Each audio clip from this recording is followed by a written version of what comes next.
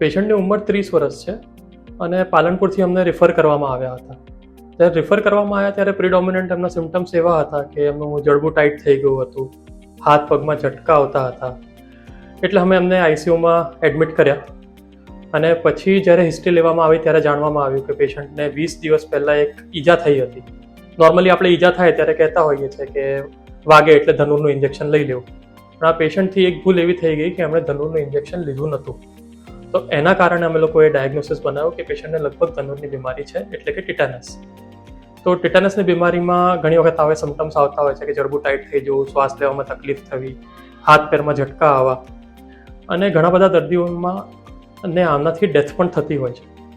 એટલે ટિટાનસમાં ઘણા બધા દર્દીઓ જેમને ટ્રીટમેન્ટ ટાઈમ ઉપર ના મળે તો ડેથ થવાનું રિસ્ક રહેતું હોય છે. એટલા માટે જ કહેતા હોય છે કે ધનુરનું ઇન્જેક્શન ઈજા થાય એટલે તરત લઈ લેવું.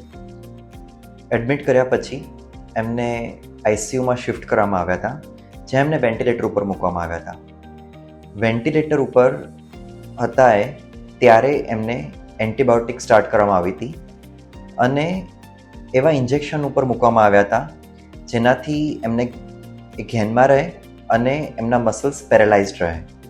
આવું જરૂરી હોતું હોય છે ટેટનસના પેશન્ટ્સમાં કે જેમાં આખું એમનું બોડી ધનુષની જેમ ઊંધું થઈ જતું હોય છે મસલ્સમાં ખેંચતાણના કારણે. આવું ના થાય તેના માટે આ બધા ઇન્જેક્શન્સ ચાલુ કરવામાં આવ્યા હતા. ધીમે ધીમે એમનું જે બ્લડ પ્રેશર હોય અને પલ્સ રેટ હોય એનું મોનિટરિંગ કરીને એ પ્રમાણે મેનેજ કરવામાં આવ્યું હતું.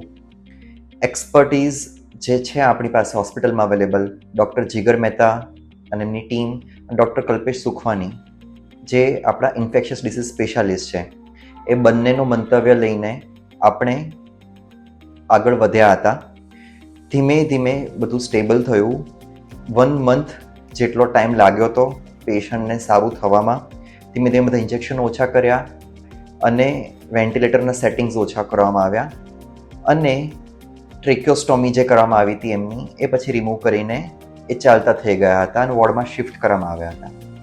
અગર એમને થોડું લેટ થઈ જાય તો જે ડાયાફ્રામના મસલ્સ હોય છે અને રેસ્પિરેટરી મસલ્સ હોય છે તેમાં પણ ખેંચતાણ ચાલુ થઈ જાય અને સેચ્યુરેશન ઓછું થઈ જાય, ઓક્સિજનેશન ઓછું થાય શરીરમાં અને છેલ્લે ઘણી વખત એન્ડ ઓર્ગન ડેમેજ થઈ જતા હોય છે આ બધા પેશન્ટ્સમાં.